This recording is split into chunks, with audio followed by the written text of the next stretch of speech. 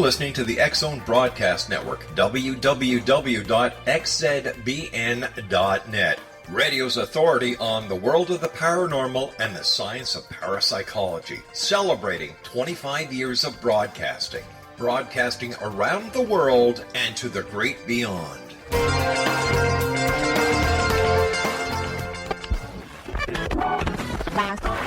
All Hit Radio.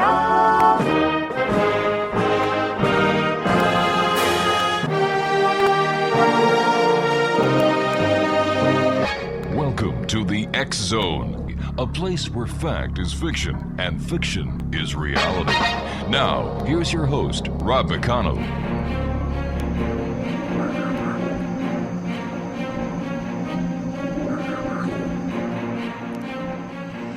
Welcome back, one and all. This is the X-Zone. I am Rob McConnell. We're coming to you from our broadcast center in Hamilton, Ontario, Canada.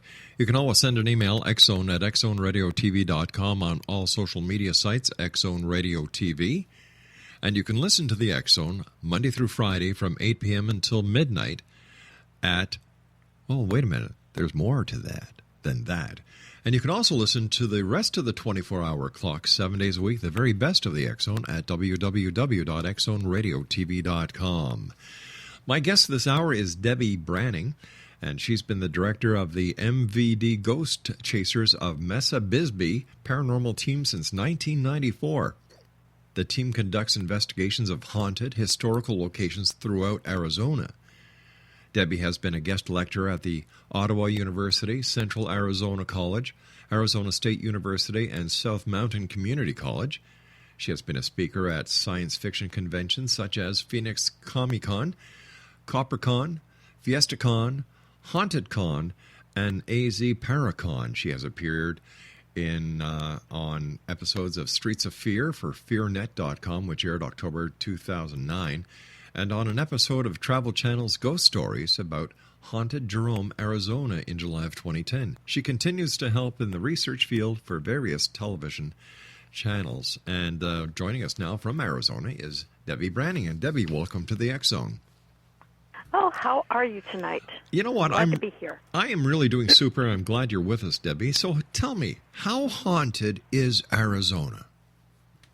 You know, being a new state, because, when you think of the United States being haunted, you think back east in Boston and New York, Atlanta. We're still kind of the Wild West out here. And, our state, is just barely 100 years old. Our settlers started coming in, the 1870s when all the other towns were booming across the country. So our ghosts are a lot of, that fast-paced energy from miners and cowboys that were out here in the Wild West. And, that's what we're always seeing here about that time period as far as our ghosts.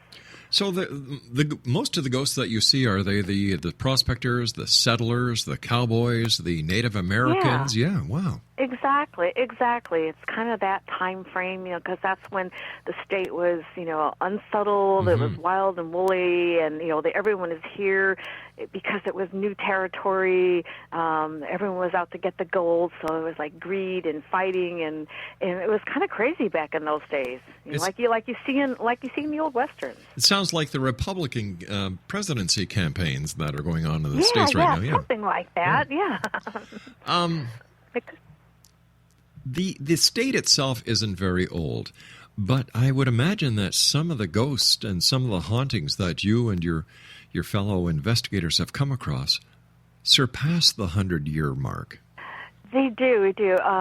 We have, the early Native American tribes. The Hohokam tribe was one that was here for a great period of time, and they just disappeared. No one even knows, where they went. It was like they were here farming on the land, living on the land, and suddenly they moved on, and no one has really been able to trace them. I do volunteer work and restoration work at the oldest cemetery in Phoenix, and underneath our cemetery, there's a whole Hohokam village beneath it, including a Hohokam cemetery. So sometimes it gets kind of eerie out there just because of that fact, knowing that you're over a village and over a cemetery older than our cemetery. Wow, it seems that you're not only a paranormal investigator, but you're a historian as well.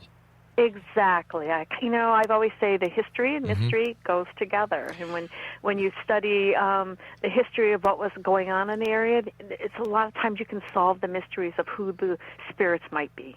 Well, let's talk more about that on the other side of this break we have to take. Exonation, my guest this hour is Debe Branning.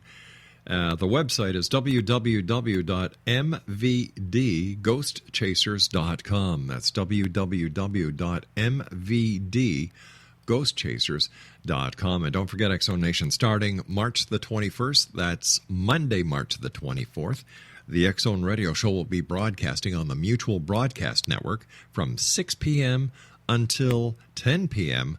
Monday through Friday. Another network, more great stations, more great listeners, getting the news out to the people out there about what is real in the world of the paranormal and the science of parapsychology. My name is Rob McConnell. I'll be back on the other side of this break. Don't go away.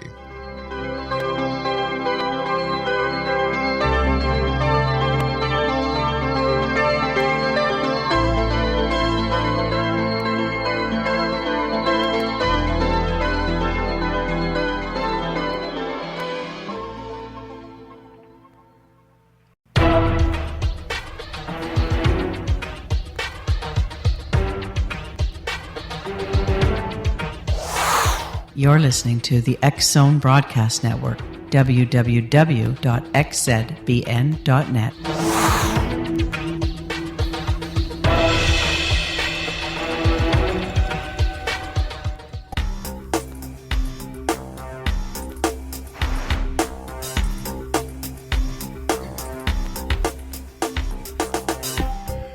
Welcome back, everyone. Debe Branning is our special guest.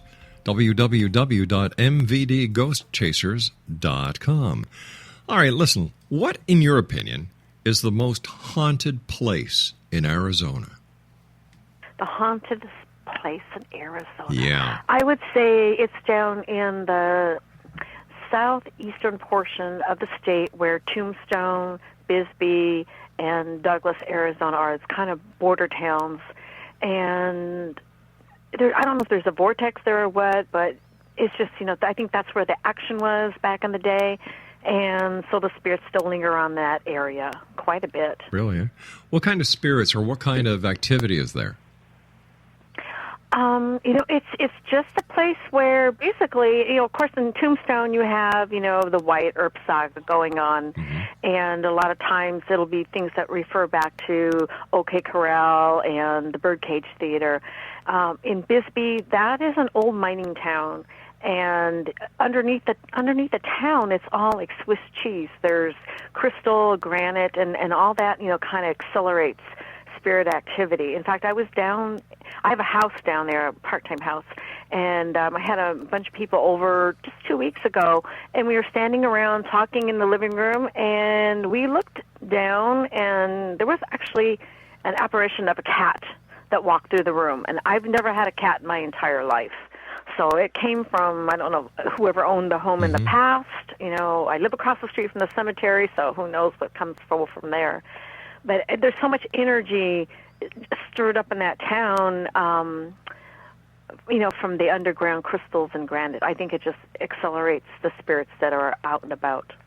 Debe, is it possible that the crystals and all the energy in that underneath the town is what drew people to that location? There's a good possibility because, the copper mining, the gold mining, the silver mining that was all going on there was the big draw. But maybe the crystal, the underground, the water streams, the granite is what kept them there. And, a lot of times, people believe that, that kind of thing is just like an old videotape and it just, replays everything over and over again. So I'm thinking, that's the case there. A lot of it's just, repeat things over and over. People see the same thing over and over. So it's been lots of stories validated many times over by other, various people. In your opinion, Debe, what is the most haunted hotel in Arizona? That would be the Gadsden Hotel down in Douglas, Arizona. Again, it's in that same region. It's pretty much, Douglas is pretty much a border town. That's where kind of our team, when we formed back in 1994, it was kind of our training grounds. We used to go down there about every other weekend, stay. We'd always get the same block of rooms. And after a while, I felt like the spirits kind of knew us. And sometimes, we can be silly as well, serious on our work. And, sometimes we're more of a Scooby-Doo entourage than, gung-ho demon fighters. And so I think the spirits began to like us, and so they just kind of were coming along with us when we would, wherever we'd go in the hotel. And we had a lot of experience with things being moved around in rooms. We would actually see apparitions, we'd actually see things moving around. And I think the spirits just, became familiar with us. And I found that too. If you go to a place often, the spirits will become familiar with you, and they'll want to interact with you a lot more. So I think the Gadsden's probably the most haunted. The most activity has been there in that hotel. Why would the spirits hang around? Do they know they're dead? Well, I assume they're dead, but when I'm dead, I want to go back to places I liked. I don't. I'm not necessarily going to go out and be out to, frighten people to death or harm them. But if I want to come back and go to my favorite hotel or my favorite restaurant, I'm going to do it when I'm a spirit, because I'll be able to do those kind of things. And I think that's why they hang around. I think a lot of spirits just come back to places they liked, with places, where maybe they spent their honeymoon and it was the best vacation of their lifetime. So they want to go back there and experience that again.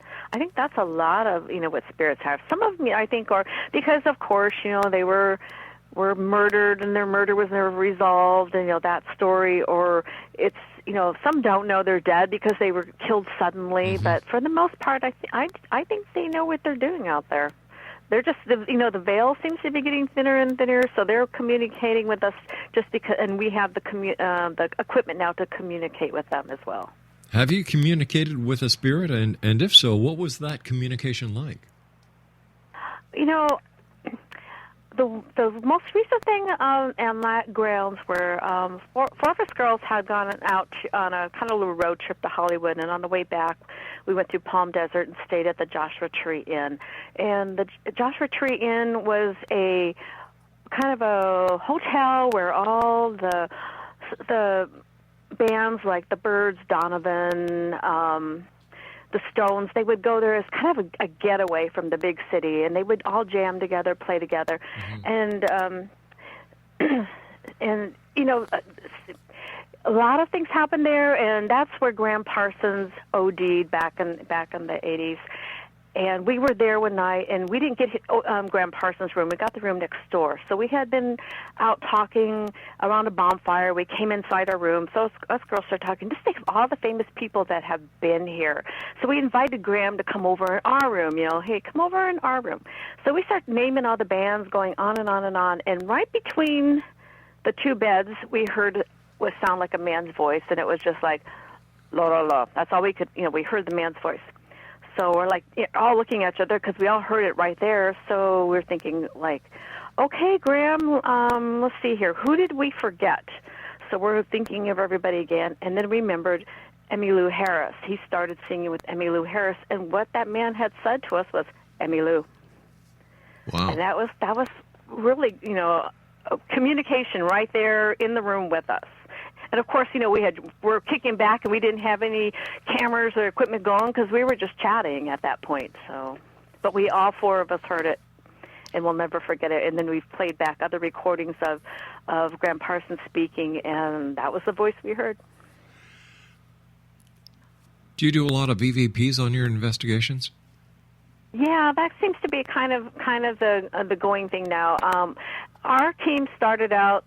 Because back in the day when I started out, let me see, there wasn't hardly any teams at all, probably 4 in the whole state of Arizona.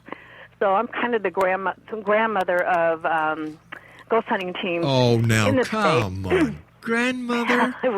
Grandma. No, you don't sound like a grandma. Oh, I don't sound like one, but I am. But back in the day, there was not much going on. So you started out, with your basic camera, you had your reel-to-reel tapes, and then we went full spectrum where we had the whole computer setup and monitoring system. But now we've kind of gone back to basics again. We carry a recorder, maybe an EMF meter, and our cameras, and we're getting more stuff again. And so, yeah, we like when we get the EVPs, and we sit and talk to the ghosts. We'll make it more homey with them instead of like having all this equipment up and nothing's going on. We found that it's going back to the basics. We're getting a lot more stuff again. Does your team do private residences as well? We have, and it's not my favorite thing. We will do it for friends of a friend of a friend. We've, doing all the pre-interviews, and a lot of times I'll find that, is this a case where perhaps someone had just come home from the hospital, their medications have been changed, they haven't adjusted yet, and they're seeing things, hearing things, or, a case that they are, schizophrenic or something. Right. I try to counsel them over the phone. One thing I usually make them do is keep a diary for me for 3 weeks. And I figure if they'll keep a diary for 3 weeks, jotting down everything they're seeing and hearing, then they're really serious and will go out. But a lot of times they just want someone to come out, and they're having people where they set up teams. They prank them. They've set up all kinds of things in the house, and so it's not my favorite thing unless it is a friend of a friend of a friend. Now, when you use, I like the historic buildings better. I can tell. When you go out and do your investigations and you use recorders, do you use analog or digital? We do a little bit of both. A lot of us, we have several digital cameras that will sit around in the room, but we've done both ways, but mostly the digital. Do you find that you're getting more with digital than you were with analog?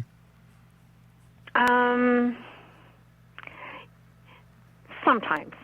It just all depends on the place. Sometimes you get a lot of things, and then other times you get absolutely nothing. So to me, it just depends on the location. Location, I always tell everybody location, when they want to go ghost hunting with me, it's kind of like going on an all-night fishing trip. Sometimes you catch a lot of fish, and sometimes you don't. Same with the ghosts. What They're about going to come when they want to come. Do they have their own personalities? I think so. I've never come. I will say this: I've never had encountered in the 5 years I've been doing this. I've never encountered anything evil, demonic, or anything like that. Basically, they've just all been curious souls that are in a location, and they want to be there. Do you think that? I've got to take a break in about a minute, but I have to ask you this now. Why do you think there are other groups that report all this demonic action, being thrown up against a wall, being shoved, being bitten, being hit? I know. I've never ever have had that happen. I don't know. Sometimes we have discussed this, and sometimes we think that maybe some people are their own demons. I like that. And they just carry that with them. Yeah. All right, Stan. None of the people on my team have experienced that at all. Really? Stand by, dear. You and I have to take our commercial break with the news at the bottom of the hour. Exo Nation Debe Branning is our special guest. www.mvdghostchasers.com. That's mvdghostchasers.com. And Debbie and I will be back on the other side of this commercial break with the news as we continue here in the X Zone from our broadcast center in Hamilton, Ontario, Canada. Don't forget, Exo Nation, starting March the 21st, we're going to be airing on the Mutual Broadcast Network from 6 p.m. until 10 p.m. daily. I'll be back on the other side as we continue discussing the world of the paranormal and the science of parapsychology with my guest this hour, Debe Branning. And don't forget her website, mvdghostchasers.com.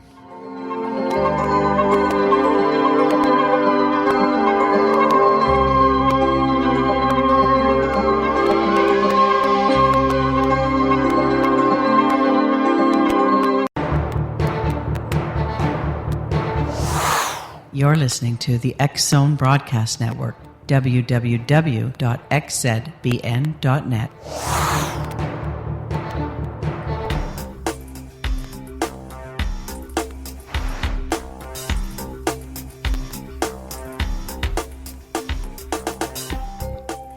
Exonation Debbie Branning is our special guest. www.mvdghostchasers.com, and they are in Arizona. And Debbie, what was it in your past that made you want to do what you're doing? Well, I think that's one of those things that was going on all my life. And when I was probably 5 or 6, I had a group of imaginary friends, and now I'm thinking maybe they weren't so imaginary. Maybe I was actually seeing these children in my backyard. And as I got older, all the TV shows that were on back in the day, I lived for Saturday night and science fiction movies, especially when it was like stories about ghosts and things.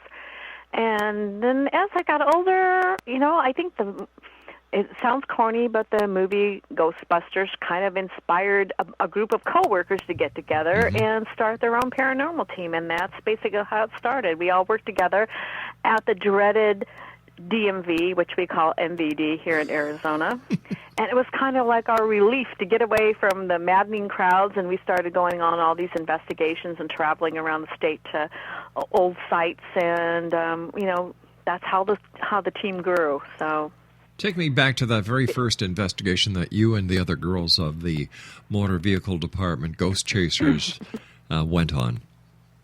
Again, it was down at the Gadsden Hotel, and we were trying to communicate with Pancho Villa, who is said to have rode his horse up the staircase in the hotel, and he also haunts the basement of the hotel because he was searching for some gold that was supposed to be stashed down in the basement. And and the elevator lady who ran the elevator, she says she had seen the ghosts in the basement. It was featured on a few different television shows, I believe, too. And he never has a head, and Pancho Villa's head was stolen at some point. And so we were doing kind of a spirit board session, talking to Pancho Villa. And we're sitting around and we're asking questions, and the board began answering us, and we were asking like what his legitimate wife's name was, and it answered Maria. And so then one of the guys in our group, he was kind of a skeptic, and he goes, you girls are just moving this around. You guys are my sister had one of these boards when she was a teenager, and you're just messing with me. He says, so I'm going to ask these questions in Spanish. And so he asked in Spanish what Pancho Villa's horse's name was. And the board just spelled out S-H-T. So what we thought that what it meant. And we're like, oh, yeah, let's just put this up. So we checked with one of our other coworkers who's had a friend that was into the Mexican-Spanish history in San Francisco. And he says, I kind of think you might have been talking to Pancho Villa, because Pancho Villa's favorite horse was Siete, and it means 7 leagues. And so that's what that SHT, he was just using symbols to tell us the answer. Wow. So I think that got everybody hooked right that day. What was it like the first time you saw your first apparition? I am one that probably have only seen a handful all these years. I've got other people on my team that are the really lucky ones, and they see things all the time. One of the first apparitions we saw, we do a thing every year called Cemetery Crawl. I always wanted to be on The Amazing Race, but, I can't bungee jump, so I decided I'll just invent my own race. So every spring we put a race together, and it's going from cemetery to cemetery and cemetery around Arizona. We pick a different route every year, and they go to all kinds of historic places. Well, I was at one of the cemeteries waiting for the groups to arrive, and I was with 2 of the guys, and we're waiting and waiting. No one's coming. And finally I look up at the hill, and there's another cemetery up on this hill, and I see 3 people kind of all dressed in white just kind of walking through the cemetery. So I told the guys, oh, that's part of the teams. They went to the wrong cemetery. Drive up in the truck and go get them. So they ran up in the truck, and I see the truck driving around and around the cemetery, and then they come back. They go, there was nobody there. And I go, but we all saw it. And we go, yeah, I know. So that was probably pretty exciting, knowing that those was a group of ghosts walking through the cemetery, probably visiting their loved ones. What haunted countries have you visited around the world outside of the United States? I have been to all around England, all around Scotland, and all around Ireland. And some of those ghosts in those castles, now they can be a little scary. Sometimes, we had to kind of like do some salt baths and things after the evenings there because their spirits are a little more intense. They're Really? a little bit older, a little bit stronger. They've been around a long time. So, yeah, those countries are wonderful in Europe as far as encountering ghosts and going on the ghost tours and staying in the castles and everything. With all the traveling that you've done around the world, as well as the historical work that you've done in Arizona, where was that one place where you had the heck scared out of you? Recently, it was about 2 or 3 months ago, one of the girls on the team had a coworker whose girlfriend owned some little townhouses down in Rocky Point, Mexico, and she could not keep the townhouse rented out. Now, these are like not weekend touristy rentals. These are town people's rentals. And she asked us to go down and see if we could cleanse the building for her. So we went down. There was 4 of us that went. And we decided, we were going to investigate first and clean in the morning, okay? So we were sitting around in this room. It had a tile floor, and we were just sitting there we had the recorders on and the cameras rolling. And we're sitting there, and all of a sudden, we heard what sounded like if you had like a piano bench drug on a tile floor, how it goes like, "Err!" Yeah. And nothing moved, and we all heard it, and we're like, okay, what was that? And so we're sitting there a little longer. About 45 minutes later, they had all the equipment cases on the counters in the little kitchen area, and it sounded like one of those big steel cases just crashed to the floor. And, of course, the girl that was sitting there jumped up. We turned around, nothing had fallen. And we're going, okay, this place definitely has a problem. So it was kind of creepy there just because we're in another country. We don't really, we speak the language fluently, and we have all this stuff, banging around the room. And I think they knew we were there to cleanse the building. So we did. We did a cleansing in the morning, and she's had it rented out ever since. So Wow. Apparently we got rid of whatever was menacing all the potential renters. All right, let me ask you a question since you're a grandmother, all right?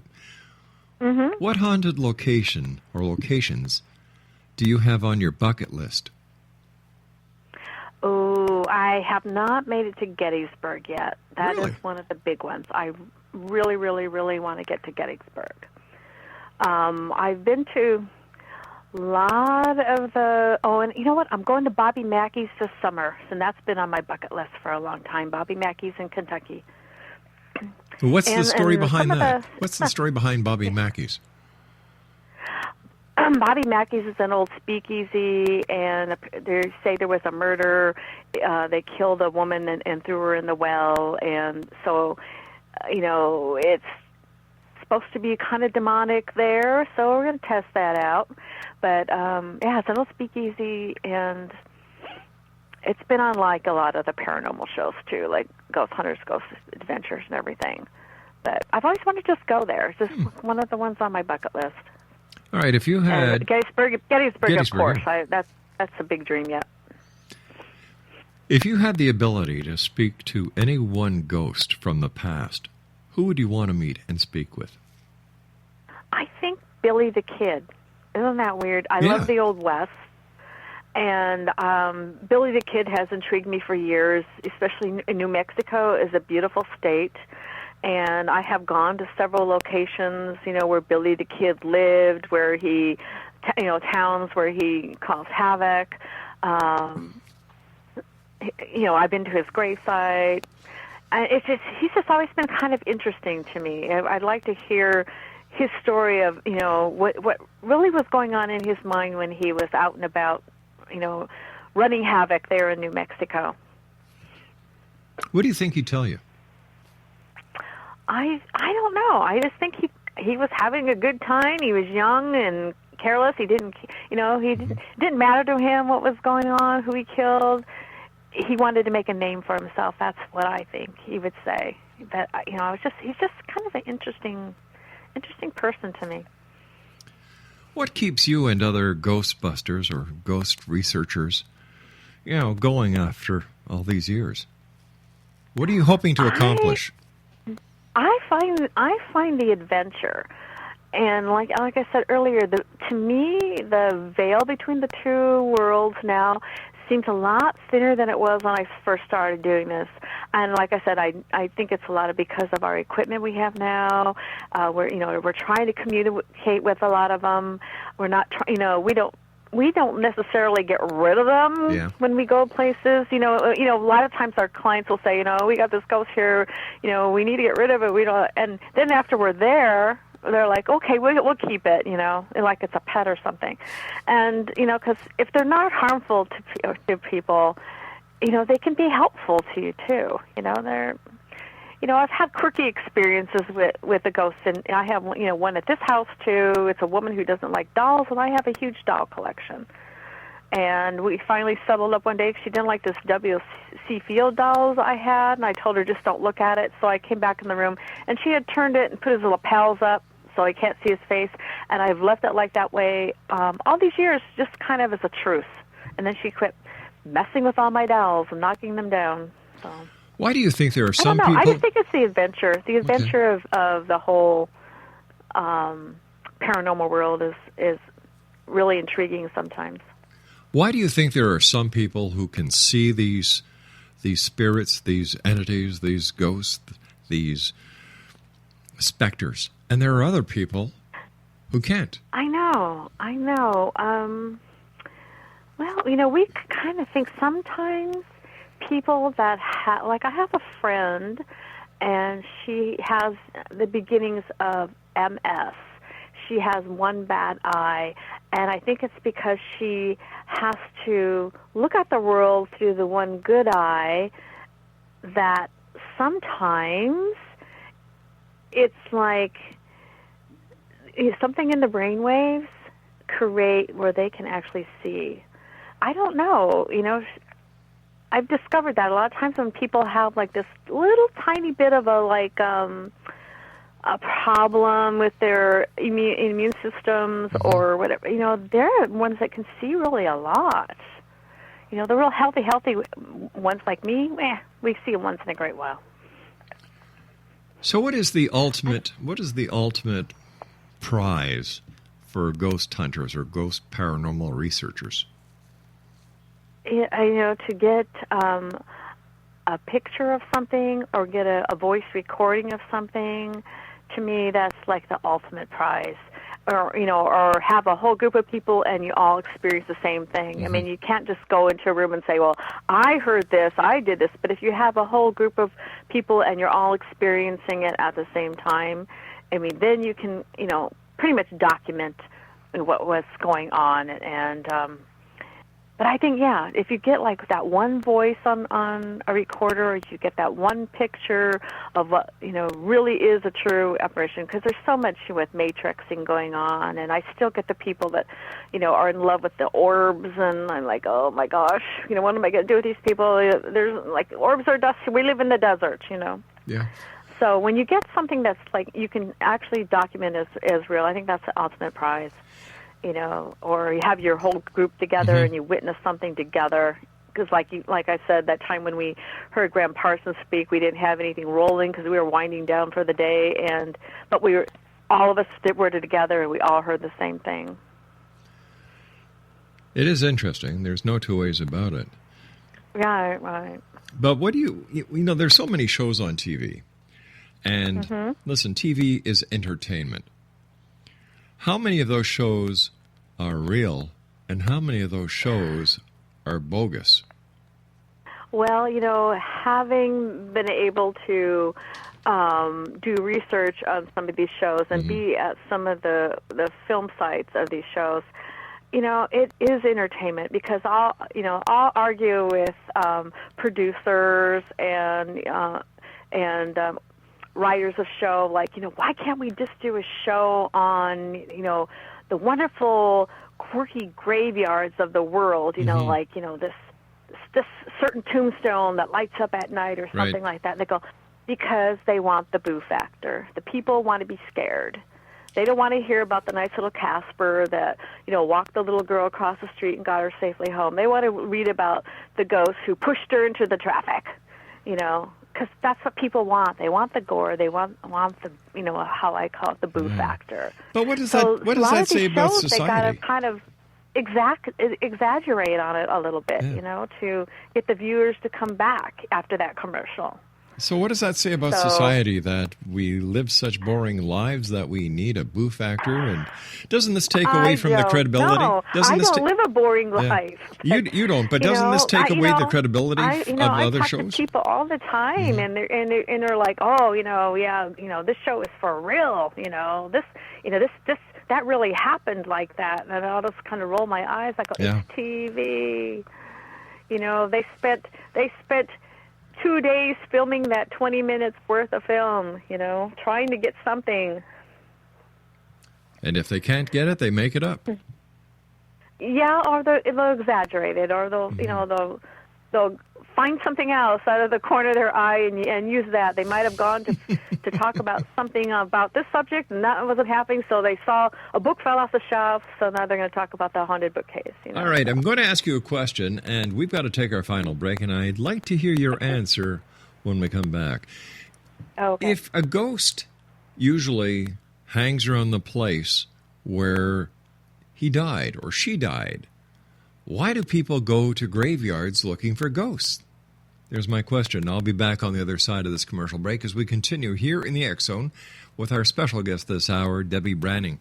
And if you'd like to find out more about Debe, her escapades, her globe-trotting of ghosts, visit her website at www.mvdghostchasers.com. That's www.mvdghostchasers.com. And Debe and I will be back on the other side of this break as we continue here in the X Zone from our broadcast center in Hamilton, Ontario, Canada. Don't go away.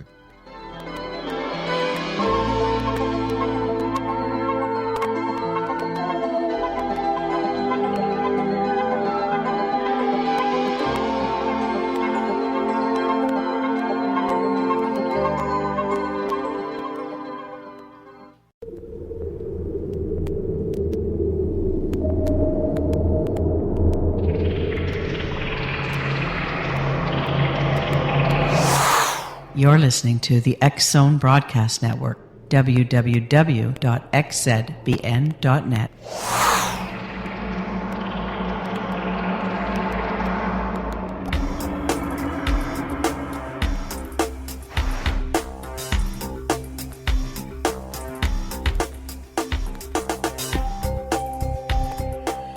Debe Branning is our special guest to this hour, X Zone Nation, www.mvdghostchasers.com. First of all, Debe, thanks so much for coming on. It's been a blast having you here on the show. Many wonderful... I've been having fun, yeah. Super. All right, so tell me, Debe, if a ghost usually stays where the person dies, why do people go looking for ghosts in graveyards? I've often wondered that too, but it does happen occasionally. And I think it's because when, say, your family goes to visit Aunt Martha's grave, and Aunt Martha was, their star relative, sometimes, the energy that they create in their mourning or their jubilation is so strong that maybe the spirit will, manifest because they need energy to manifest. So if the family's creating all this hoopla, or, whether it's in mourning or celebration, that's just enough to kind of stir up that energy, and maybe once in a while the spirits do appear in cemeteries. I've seen it happen, not a lot, but yeah, they do pop in there. But I think it's just because of the energy that people, their loved ones, create when they visit. Should anybody fear ghosts? No, they should not fear ghosts. Demons and devils are a whole other ball game. But no, I've never, like I said, I've been doing this for many years, and the ghosts that I have encountered have not ever pushed me down the stairs or scratched me or set me on fire or anything. So, Deb, we've got about 2 minutes left. What is your advice to the members of the X Zone Nation who may be contemplating on becoming a ghost chaser?